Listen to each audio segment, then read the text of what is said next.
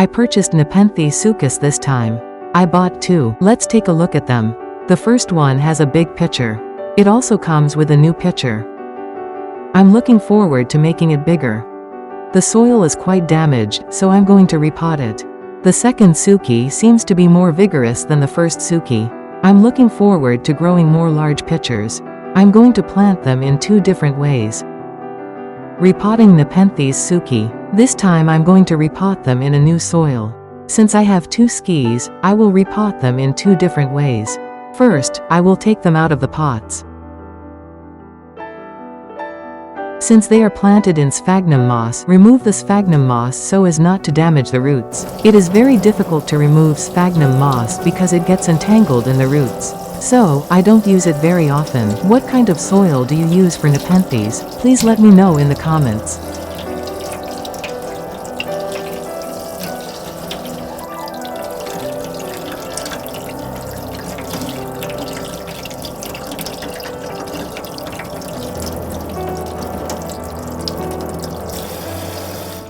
Once the roots are clean, remove the dead parts.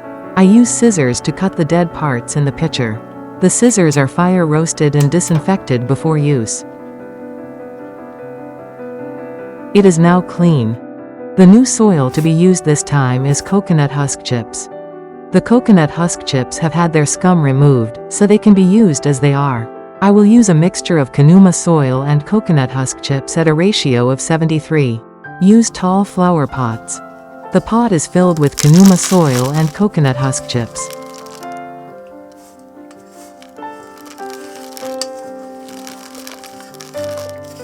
The contents of the flower pot looks like this. After filling the pot to some extent, decide where to plant the Nepenthes. Why do you put coconut husk chips in the pot? The first is that it lasts longer. I feel that sphagnum moss deteriorates quickly. I think it can be used for about 1 year. Also, sphagnum moss is expensive. Also, the more you replant, the more sphagnum moss you have to use. That costs more money, so I don't use it now. Secondly, it swells when it absorbs water. When it absorbs water, it swells, and when it dries out, it shrinks. This expansion and contraction movement creates movement in the soil and may facilitate airflow. So it becomes easier for plants to create an environment in the soil without having to go to the trouble of putting down a large number of roots.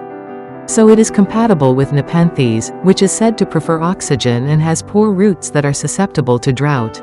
If Kanuma soil gets into the gap between the leaves of Nepenthes, remove it firmly. Finally, lay coconut husk chips on top of this. The first Nepenthes suki has been replanted. Next, the second Nepenthes ski is replanted. The second Nepenthes suki will be planted up to the roots with Kanuma soil.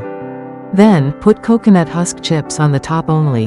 There are 2 reasons to put coconut husk chips on the top. The first is to prevent the fine Kanuma soil from flowing out when you water. This relieves the stress of watering. Second, coconut husk chips contain some nutrients. So, I thought that adding organic soil would have a positive effect on the growth of the Nepenthes. Lightly tap the flower pot to flatten the Kanuma soil.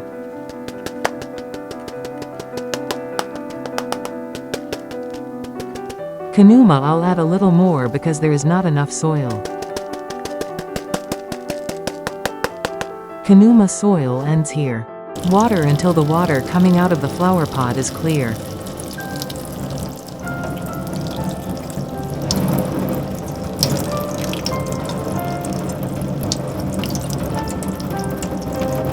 Lay coconut husk chips on top.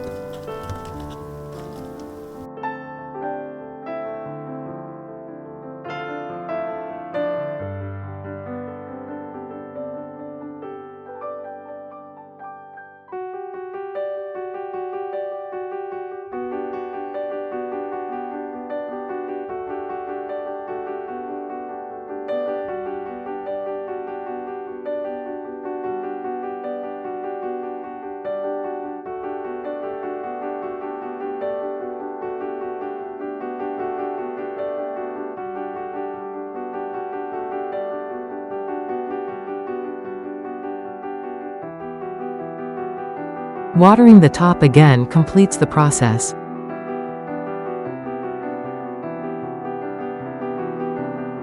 I will try to see if there is any difference in growth between these two types of planting.